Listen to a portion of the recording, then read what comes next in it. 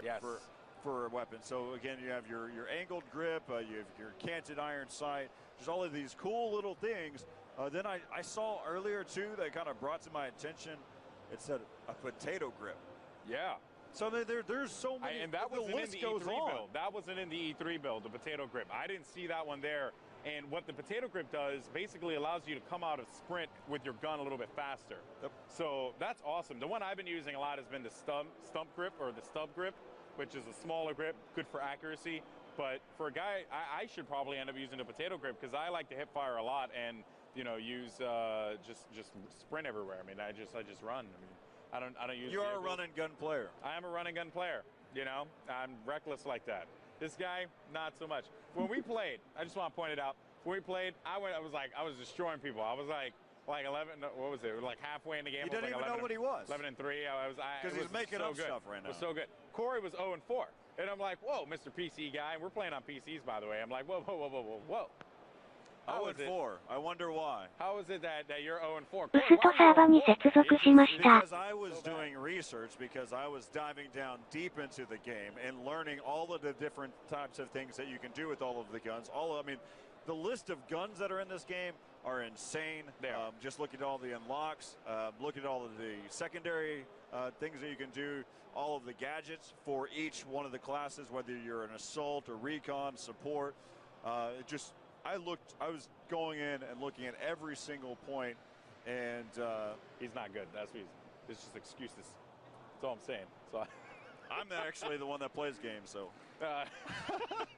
Well, you know what though, guys? I mean, it certainly has been fun. We hopefully get a bunch more people in here in a little bit, and then we can go ahead and talk about more gameplay elements. But that hopefully you guys enjoyed that Levolution stuff, man, because that was definitely awesome to see.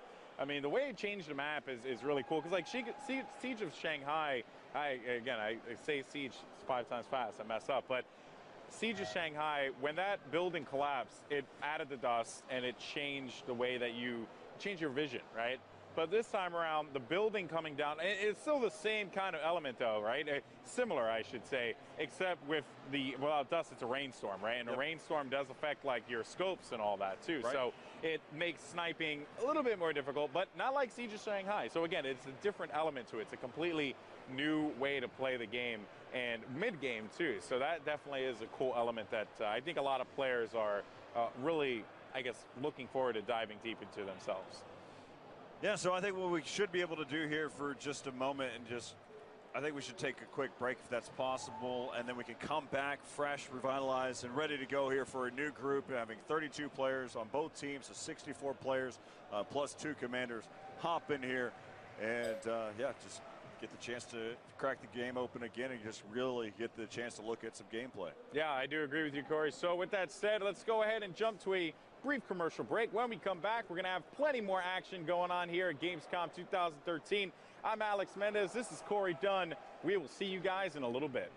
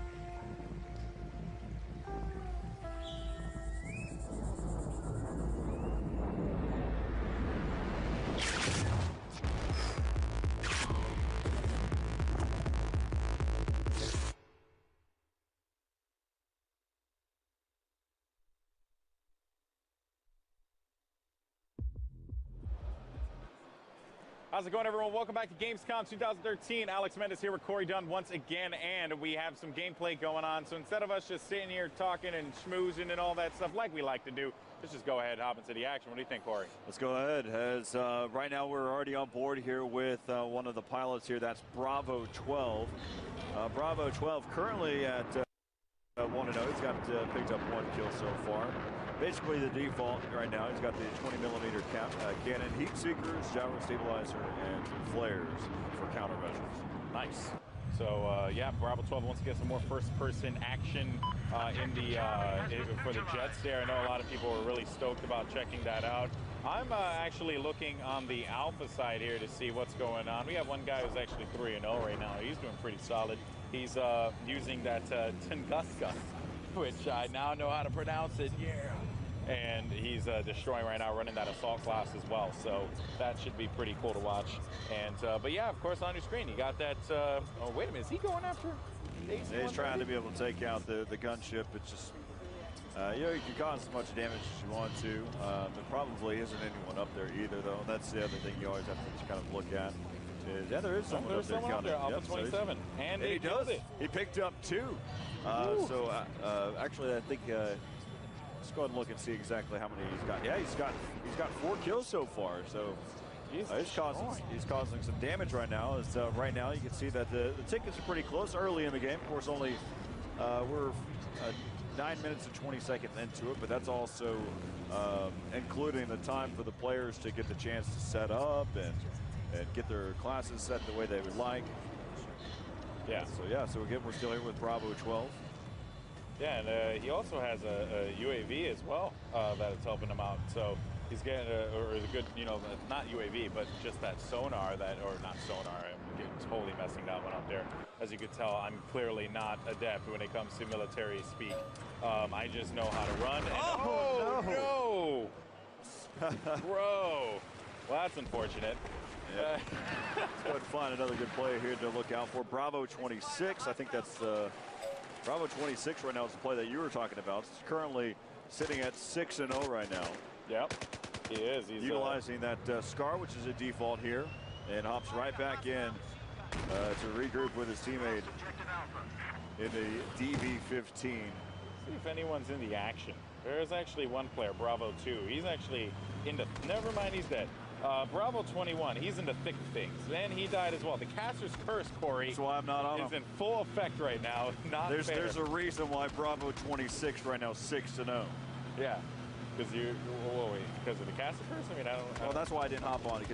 Okay, because you just knew they were. Stay with whoever's alive. Yeah, right. Follow that dude for as long as you can.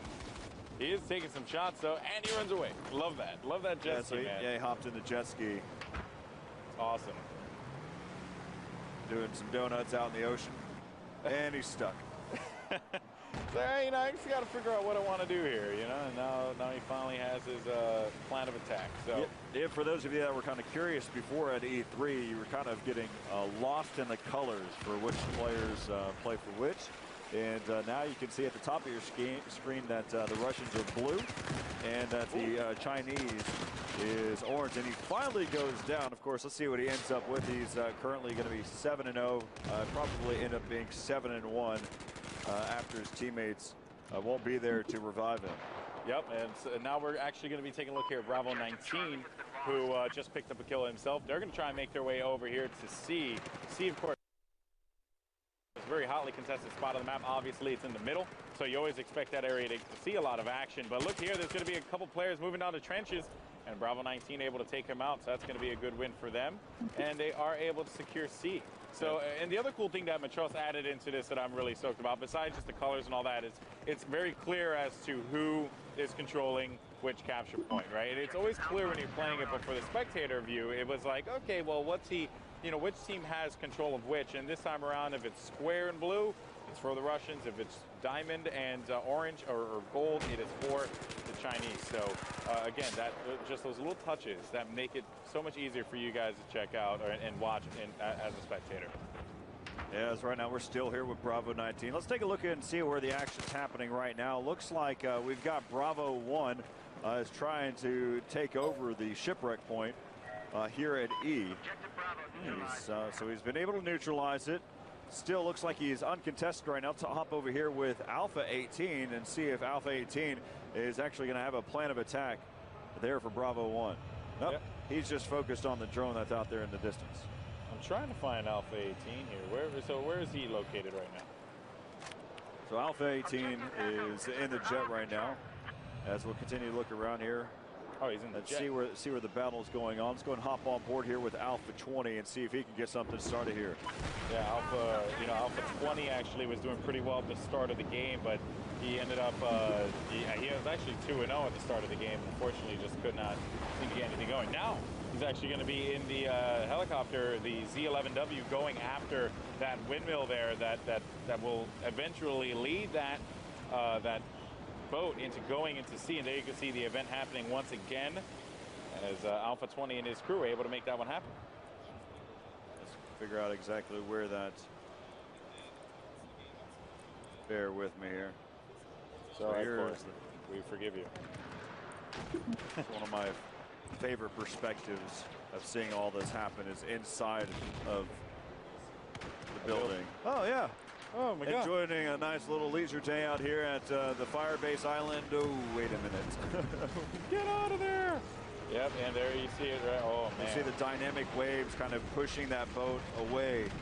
Here's idle, and then you can see that the building comes collapsing down. And then again, that's just how that's how the levolution occurs here on the Firebase Island. Of course, there's a lot of great elements that are happening in the game.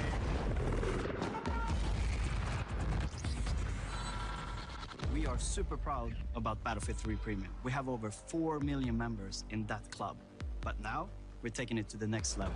Well, we really wanted Premium to be like this exciting and exclusive club for anyone who's ever played and loved Battlefield. As a gamer myself, I know how exciting it can be to get your hands on content early, and that's the experience that we really want to deliver with Premium. Because we're talking about content from day one with new updates every single week. We're going to get early access to all the new game modes, weapons, vehicles, and the expansion packs. In China Rising, players fight for dominance across the majestic Chinese mainland.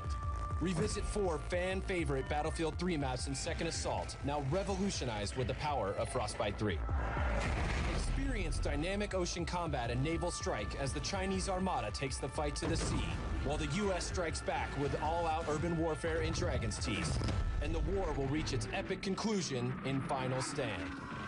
You're going to see the ideals of our team imprinted on each and every one of these levels. This is just a taste of Battlefield 4 Premium, and we have so much more to show you in the months to come.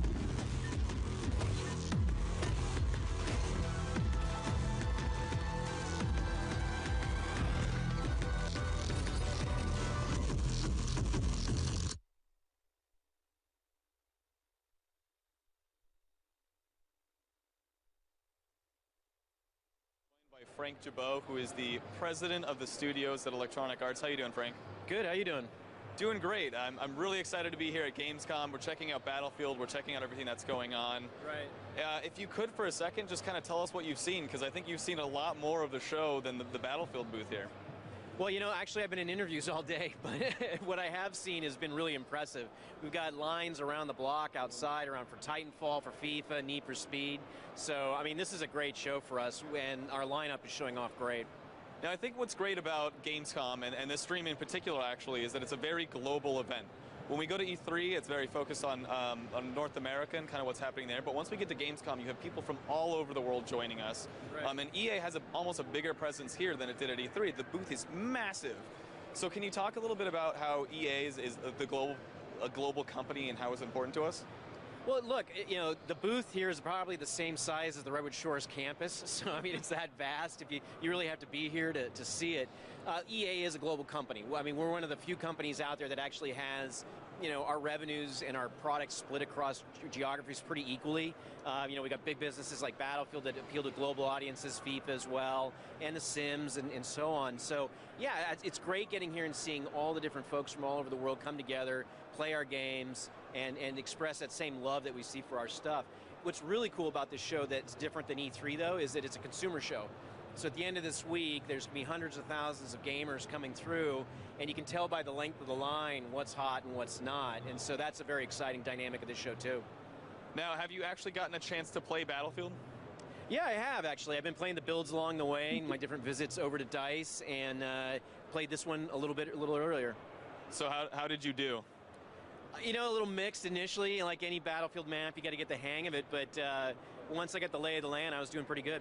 I like to play the engineer class, so I was sitting back looking to launch rockets at people.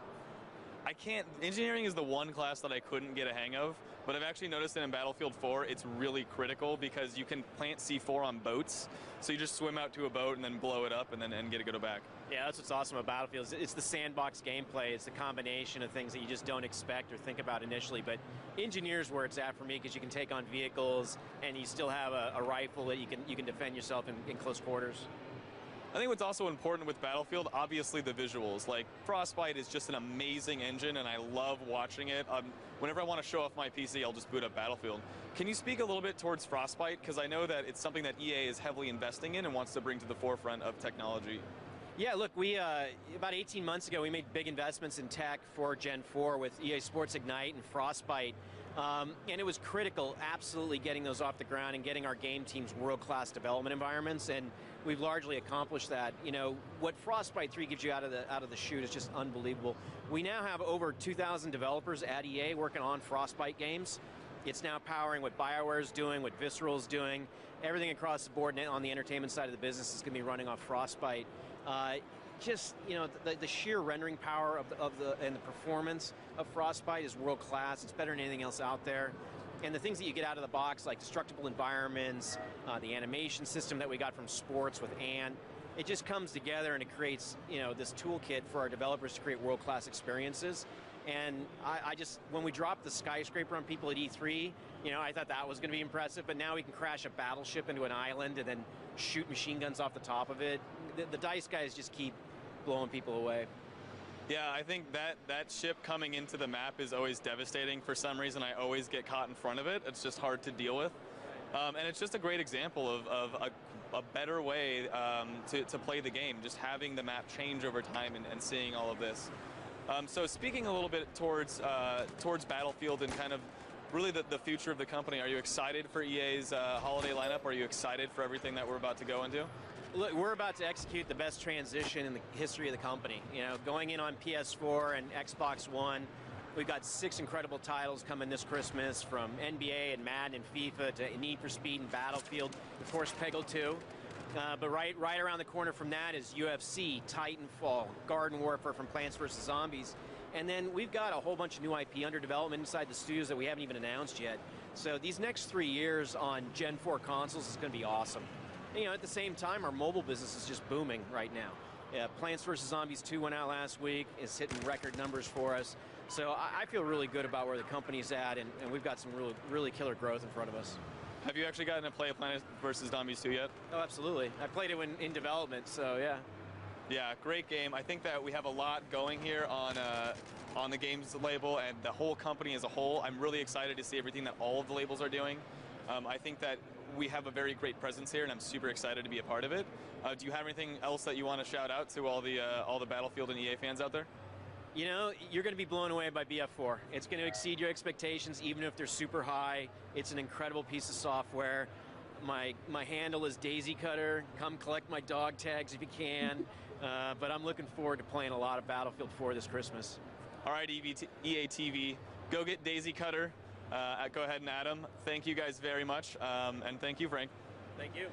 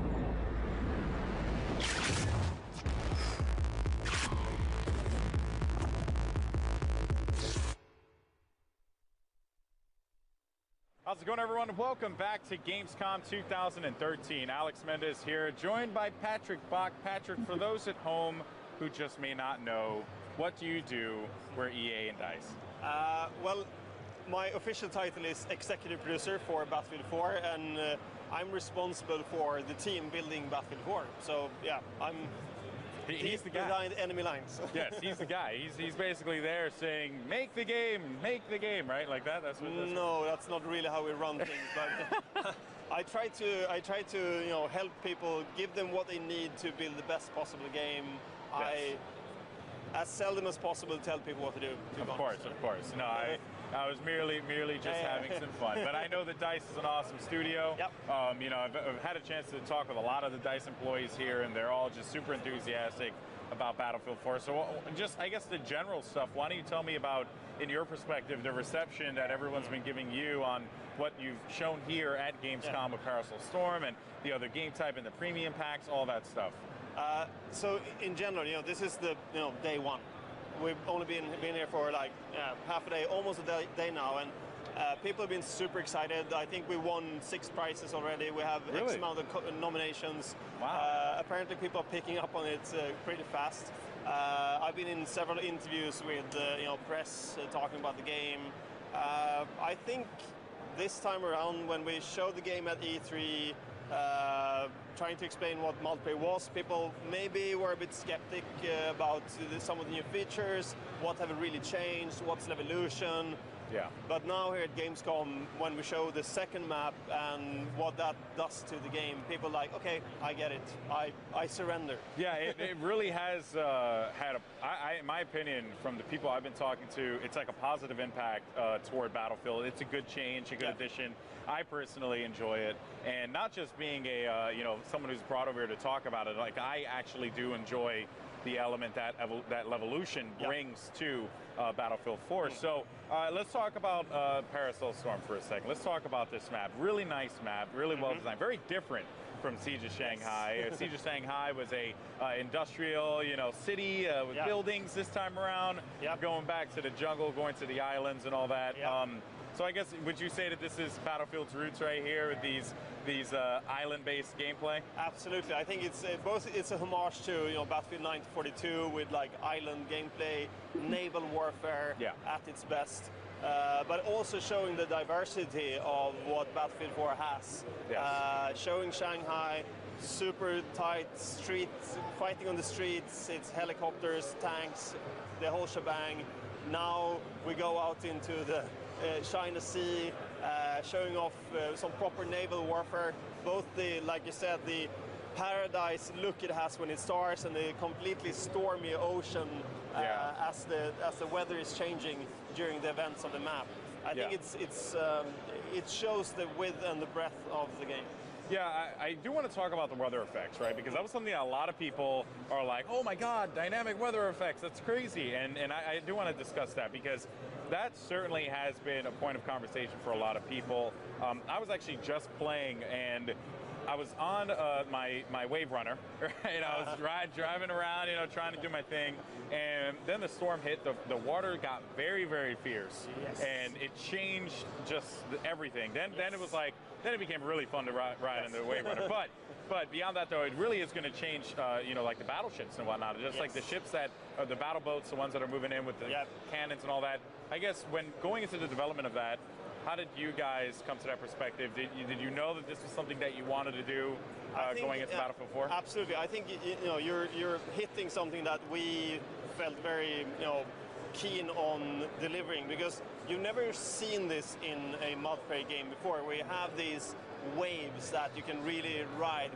We compare it. The initial idea was like having the fights you have with tanks on dunes, where there's actually a lot of tactical depth in how you use these dunes. But having that tactical depth with boats on a rolling sea, that was like, how can we do this? This has never been done before. You can't compare it to anything. You've seen it in single-player game, but you've never seen it in multiplayer games.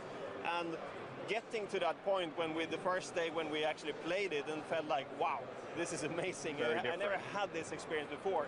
And then on top of that, having the dynamic experience of going from one calm sea to a very, very stormy sea. I think that's brilliant. And to your point, if you have used the jet skis, for instance, you will actually notice that you are actually quite agile and fast compared to the big, CB90s, etc.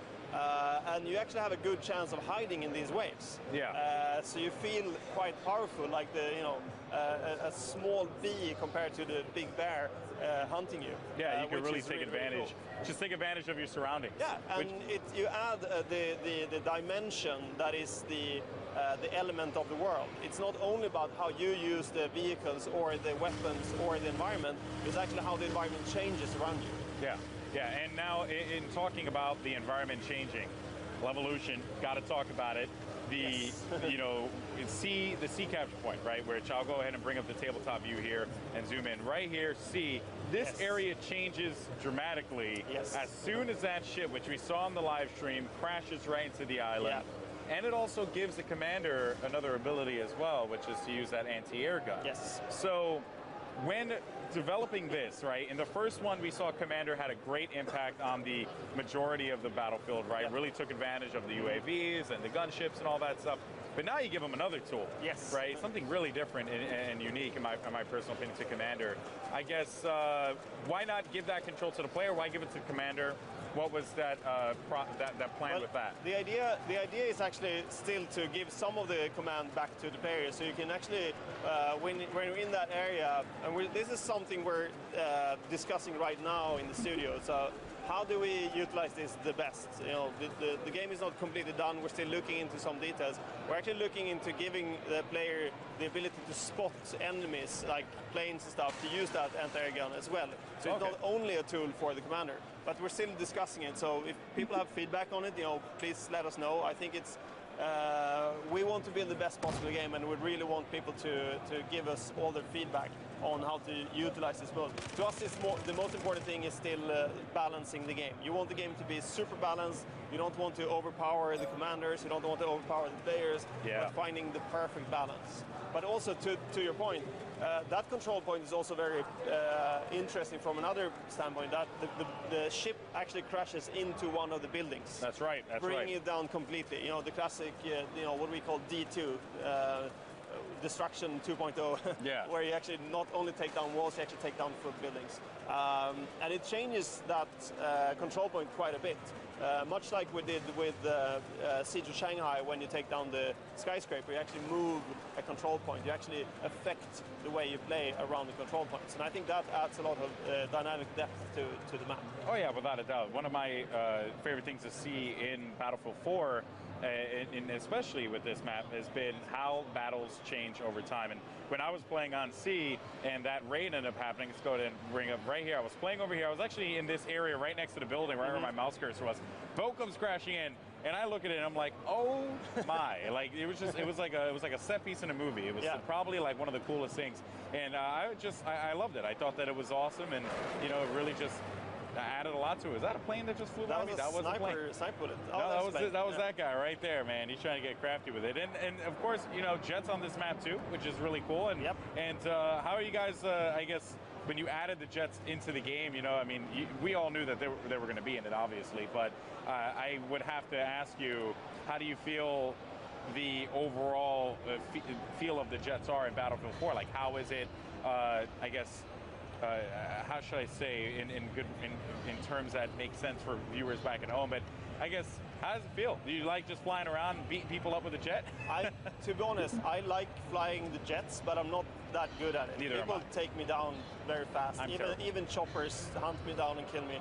So I'm not the jet pilot type of guy. I know that the guys working with the core systems and vehicle balancing have worked a lot with both the jets and the helicopters to make them more, how should I put it, more agile, and also have them controlled better. Because we know there's a lot of people that only flies jets or helicopters or tanks. Yes. They don't spend much time with their boots on the ground. Because they love the vehicles. So we put a lot of focus on those, and also made sure that you can customize the vehicles in the game. So if you go into customize menu, you have the vehicle tab, and you can customize your vehicles. And also another thing that is quite cool that we haven't talked too much about is the emblems that you can actually put on your vehicles. You saw examples of that in Battlefield 3, where you created your the emblem for your platoon. this emblem you can now bring with you into the game. And automatically, when you jump into a vehicle, that emblem gets put on the side of the vehicle.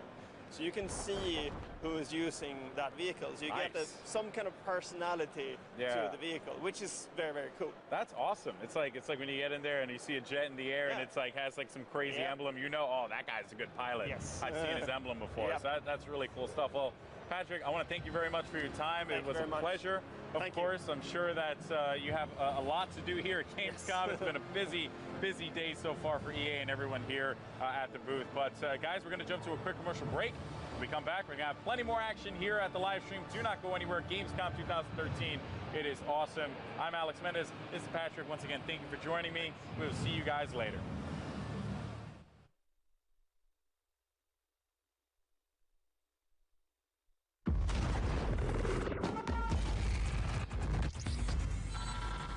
We are super proud about Battlefield 3 Premium. We have over 4 million members in that club. But now, we're taking it to the next level. Well, we really wanted Premium to be like this exciting and exclusive club for anyone who's ever played and loved Battlefield. As a gamer myself, I know how exciting it can be to get your hands on content early, and that's the experience that we really want to deliver with Premium. Because we're talking about content from day one with new updates every single week. We're going to get early access to all the new game modes, weapons, vehicles, and the expansion packs.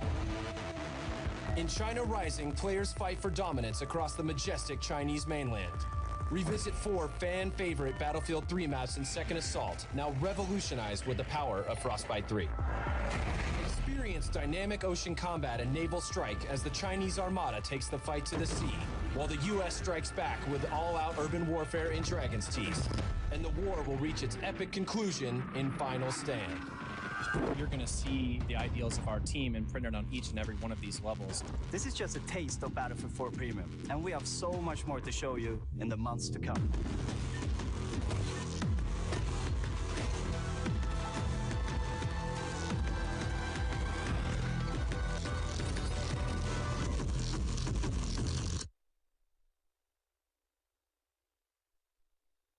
Hello and welcome back here to Gamescom. Again, I'm Corey Dunn alongside Alex Mendez, and we're going to continue to talk about Battlefield 4, just all of the different elements that's been brought out here to show off here at Gamescom. Of course, we talk about it numerous times already, Levolution being a key component of that, to field upgrades, to talking about a bunch of the new attachments that are out there, talking about some of these hidden weapons that are out there on the map. Also talking about obliteration. We'll really dive down deep into that tomorrow. Excited for that one. I'm looking forward to, just in Battlefield 4 in general, is Diffuse, and really talking about competitive gaming and where that's going to be coming in here for Battlefield. That's right, and we actually, I just had a great interview with Patrick. I don't know if you were hearing, but he just talked about emblems are going to be coming to Battlefield 4, and you can actually put your emblem on your jet. And when you hop into the jet, your emblem pops up. So if you're a dude, you're rocking like the crazy skull symbols with like some flames and stuff like that. And that's the thing that defines you. And when you hop into a jet, people are going to know that that is you. And I am so pumped for that because it's just that level of personalization that definitely people enjoy when it comes to first-person shooters. It's personalizing the game, changing up your camos, adding the emblems to your jets. I mean, we're probably going to see a lot of great things that's going to be customizable. Of course, we got Bravo 20s probably about to do exactly what I've been doing. I've been doing barrel rolls through all of the windmills. Oh man, that's about all I can do. And I'm out there, pushing the objective, bro. Not cool at all. But there's a lot of action going on over at I believe this is going to be the B capture point, so we should probably take a look at that in a little bit. B capture point is going to have a lot of a big encounter that's about to go down in just a bit. But yeah, man, I mean, there's just, it's crazy. There's always just something to take a look at here in Battlefield. And yeah, who are you hopping on board with now? So right now we're here with Alpha 14, who's just basically trying to hold down this point as long as he can. He's going to get taken down. Let's go take a look here back over at the overview. Again, the battle's been happening over here towards the D point. Looks like they basically have taken complete control over there, continuing to scan. Now we're back over here taking a look over at B. Yep, B, lots of action going down there. You just jumped on board with Bravo or Alpha 18 as Alpha 18 you know, actually able to pick up a couple kills there. So that's going to be good for him. Finding someone in front of him, he's able to take him out too, but gets dropped in the end. Still a very valiant effort. It seems like the blue team, the Russian squad, they're going to be, or the Alpha squad, they are going to be losing a lot of ground here on B. And wait, never mind. They're actually flipping B, but I'm surprised because it seemed like there were a bunch of players that were surrounding that. Yeah, so taking a look now, let's go back over here. You can see that they've got complete control over this area. I actually thought that they won that building to the left there. It's going to end up right now. Basically, Alpha 5 is going to have to hold this one down. Of course, it is contested at this moment, and it probably will be picked up here by the Chinese here in just a moment. They've got the sheer numbers advantage right now, as, again, we're here with the Russian squad. We're looking at basically at shooting at the Chinese, which is orange currently. Now we're back over to Alpha 15, and looks like he's going to be trying to take that dog tag. One of the things that that we looked at as well in the list of weaponry that you can have is the number of different types of knives that you can unlock. Oh yeah, there's a lot. There is a lot. I went through it, and these are just to name a couple because I don't want to dive down deep into it. What do you got there, Corey? Tell us about, because I actually took a bunch of pictures of the guns just so I can get a good idea of like what weapons people are going to be using there. But what do you have? So just on the knives, just in general, just kind of looking through, we've got a bayonet. We saw that. We've seen that. We've got a shank. We saw that at E3. Yeah, we saw the shank. We've got the ACB-90, of course, which is basically what you're typically equipped with in the military. We have a machete. So we're going out. Any machete fans out there, that's for you. We've actually got something that's called it's improvised. So basically, it's a MacGyver type of. It's just call it MacGyver. That'd be amazing. Or improvised. That works well too. So there's just so many different things, and that's just for the knife, and they all do the same thing. Yeah. At least that's what I know. I mean, if the machete does something completely different, just goes out there. If I could just bust out a machete and just run through like jungles and hack down bushes and open ways, that'd be amazing, man. It'd just feel like I'm exploring. I also got to take a look at the assault class rifles, and I want to go ahead and run down this list here. You have the AK-12, which is what you pretty much are standardly equipped with. The Scar H, M416, SAR-21, as well as the AEK 971, and a gun that I've become quite the fan of, which is the FAMAS, which is like one of my favorite guns in pretty much any game that it's in. And you have an AUG, an M16, you have a CZ-805, you have the QBZ, and the ACE-23. So I know a lot of gun nuts out there are going to go crazy for that. They're going to be super stoked to hear that a wide variety of guns. And that's just the assault rifles, Corey. There's the DMR class of weapons. There's also the shotguns that you have to take in consideration.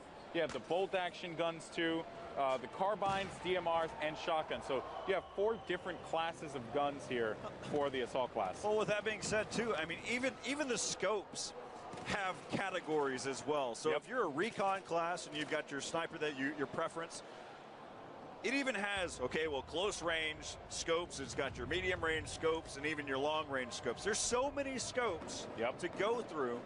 Hey, we're going to probably need to group them now because now we're abundance of them. Yeah, no, and also, you know, a scope that I become a big fan of, is particularly in this map, especially when things start to get dark, is the low light scope, the infrared scope.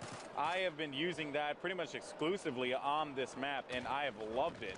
So definitely something that you guys want to check out.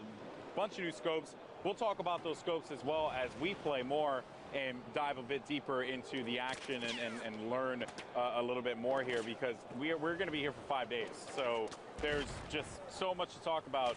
We're probably going to spend an entire show just talking about scopes, you know, just attachments. I mean, that's pretty much where it is at this point in Battlefield 4. There's so much freaking variety that you could talk about it for an entire show. Well, each element, it doesn't matter which one it is. You can talk about them at any point.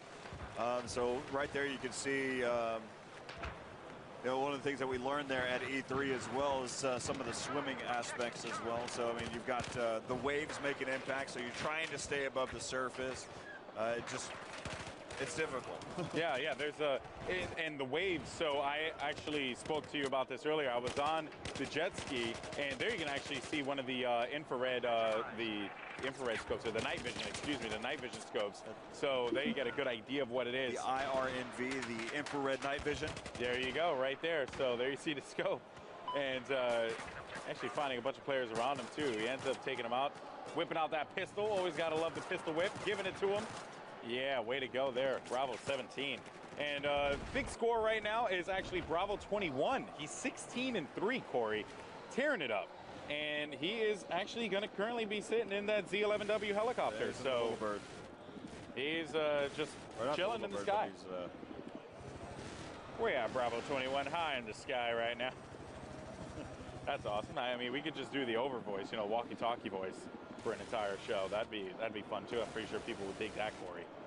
But all right, so here again we're with Bravo 21, taking a look from his perspective here, and he's just going to go all out. Of course, you can notice that. Take a look at that camo that comes along with it as well. He's got such the a sick scar camo. That's in hand. Such a sick camo. Must have been a squad request for him to end up over at the C point, because he just left that little bird just floating about. All right, well, I guess that's pretty much going to be wrapping up for the broadcast here, as all these players are going to be playing and having a good time and enjoying it.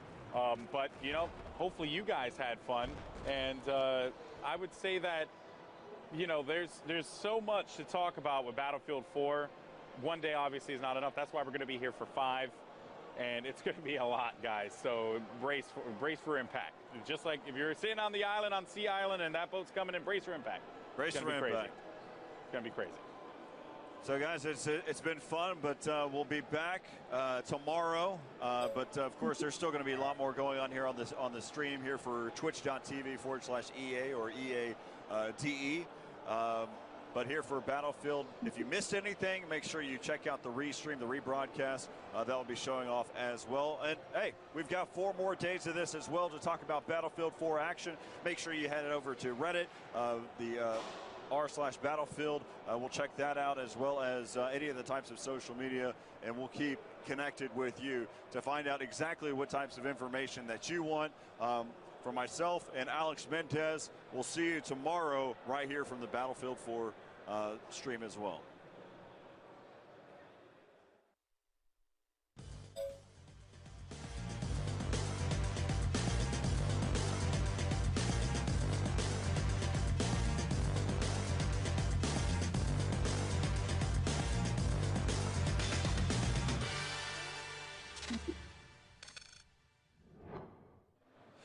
Hello and welcome. Here we're live at Gamescom for Battlefield 4. I'm Corey Dunn alongside Alex Mendez.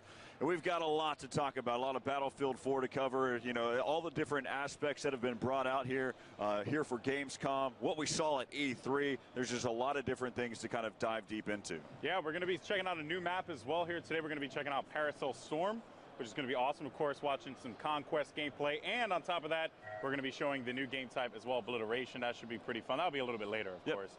But lots of fun stuff. We have a bunch of people coming in here playing constantly. Everyone's having a good time. We got a chance to play once again. Any chance that we get to play Battlefield 4 is always a good chance, always a good time. And you know what? I have to say, since E3 to now, I've just been seeing optimization completely. Like, everything's, I guess, boosted up to the umph degree. I'm such a huge fan of what they're doing here. Well, let's talk about what happened there at E3. For those of you that didn't get a chance to watch the live stream, or you're not one of the 6.5 million views of the E3 multiplayer video on YouTube, that's youtube.com/Battlefield. If you're not one of those players, then let's just kind of break everything down on what we saw. One of the features, of course, the new additions to the game has to be Levolution. Of course, we were watching Siege of Shanghai, and we saw the skyscraper fall. Well, that's just one of the bigger elements that you see. It's visual. It changes the map in a physical way. Also changes where the flag point is. The sea capture point actually falls from the top of the skyscraper down to the base. Then we also see like some debris that happens from that. But there's also different types of elements of the Levolution as well. There's the bollards that are over there on the bridges. They're on Siege of Shanghai. Yep. We also saw, we saw a tank fall through the street. Yeah, awesome. So we've seen so many different varieties of Levolution, even to the fine little details of like shooting out a light bulb or even seeing the storefront close by pushing a button. Yeah, and now with Parasol Storm, which is a new map you guys are going to be checking out here today, that Levolution, that same degree of or same level, I should say, of just not customization, but interactivity with the map is going to be shown here as well. The boat. I want to pull back because we could almost let that tell its own story. This new Levolution on Parasol Storm is something else, and I think that's something that we have to.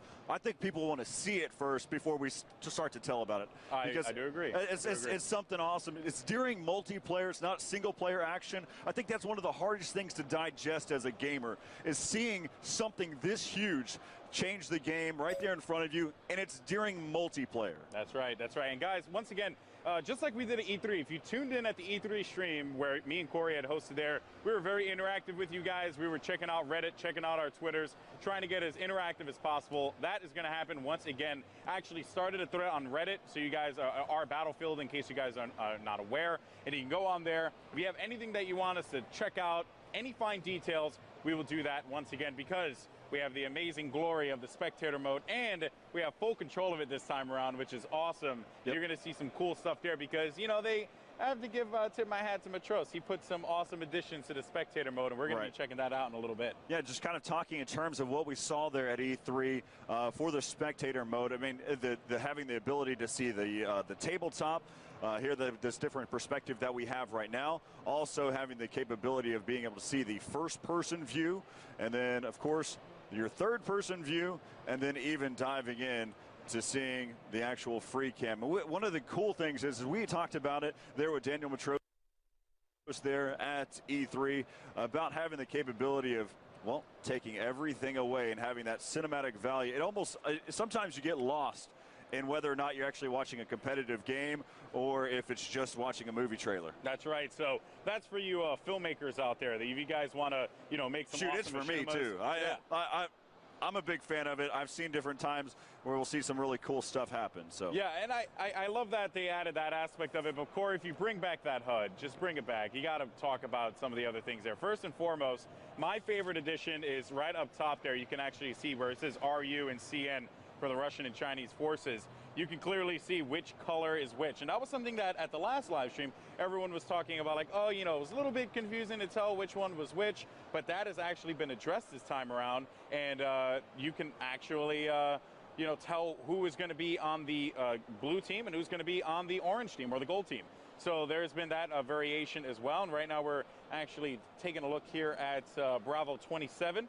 As he's going to be making his way with that assault, the M16A3. And you can also see that the HUD as well just has been greatly improved upon too, just as far as like telling you guys what the information you don't want to know, what guns are using, what defensive abilities they're using, offensive abilities, all that stuff. One of the good things too is, I was able to go through and really dive down deep into every element of the game. So if you see me kind of bring out my iPad or my tablet, that you'll actually probably want to use as well. We're talking in terms of the commander mode.